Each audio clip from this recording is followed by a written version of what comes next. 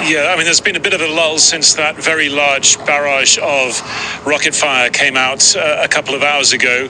But as Safwat was saying, one of the significant elements there was that one of them was extremely long range, thought to be the longest range ever fired out of Gaza, landing close to the Ramon airport near Eilat. So that's a pretty clear indication that Hamas wants to inflict a climb down by Israel, essentially, in terms of its own airspace, because that is where flights had been diverted to arrivals from Ben Gurion.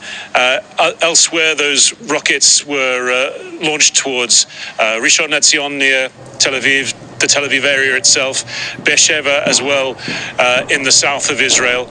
And at the same time, the Israelis are saying that they have destroyed 4 anti-tank missile firing units inside Gaza territory during the day, and they are drawing up plans for a potential ground offensive. Now, this is something that is being publicized by the Israeli military. They're saying they're going to put that up the chain of the command all the way to the political echelon by the end of the day, and it will be up to them to decide.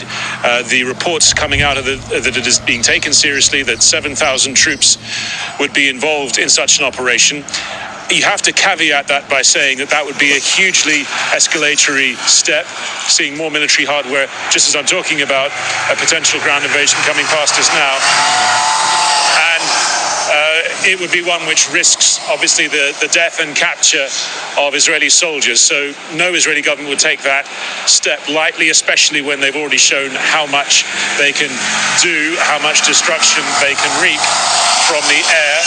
That will be a decision for the Prime Minister, Benjamin Netanyahu.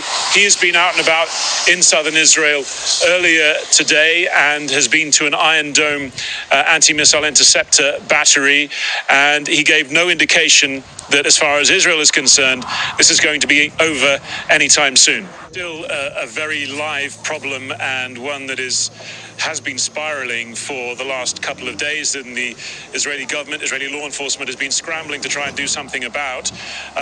The latest videos, some of them that we've seen, they show, in one instance, a group of young Palestinian Israeli men attacking a Jewish person close to the walls of the old city in occupied East Jerusalem. We're also seeing footage of what appear to be armed Jewish settlers from the occupied West Bank assembling in the Israeli city of Lod, where there has been a good large amount of this violence over the last couple of days.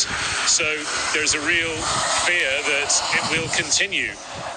The Israeli Defense Minister, alternate Prime Minister, rival to Benjamin Netanyahu, Benny Gantz, he has been talking about trying to have accelerated legal proceedings, talking to the Attorney General to make sure that people receive swift punishment, and that potentially, with the idea that acts as a deterrent.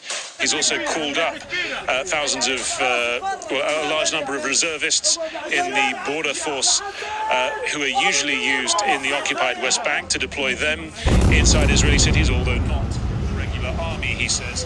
And we've just had a report in the last couple of minutes that Benjamin Netanyahu is talking about administrative detention for some people involved or suspected or potentially even being involved in this violence. That is detention without charge. It's something that has rarely been used for Jewish suspects, particularly in settler violence. Is much more typically used for Palestinians who don't have access to the regular domestic civil Israeli legal system and who live under military law in the occupied West Bank. So the institution of that kind of detention without charge in Israel on Israeli citizens, again, gives you an indication of just how serious this crisis, developing on so many fronts, is becoming. Certainly saw them come out, though, and we heard and saw a good deal of interceptions close to us with those Iron Dome interceptors that Benjamin Netanyahu was just talking about in that clip. As Sami was saying, though, I think the long range of that rocket that landed close to, in open field, but still showing that it was in range of the Ramon airport, the new airport just north of the tourist and port city of Eilat. That will give some pause for thought, because Ben Gurion Airport, the main portway into Israel for huge majority of everybody coming in is now closed and planes diverted to Ramon. If that is also within range, or if that's the calculation that the Israelis make, then they will have to think about whether they want to appear to be forced to close their skies or not. As far as the military operation on the Israeli side is concerned, I think the key words there from Benjamin Netanyahu is for some time. There appear to be no indications of any willingness to accept a ceasefire. That was the message coming out of the Security Cabinet meeting on Monday. There have been more and more airstrikes going on through the morning. We've seen artillery being fired as well from a position close to us.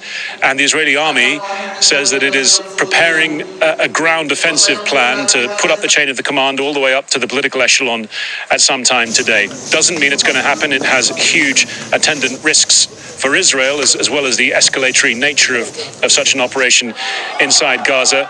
But that is something that they want to publicly communicate that they are considering.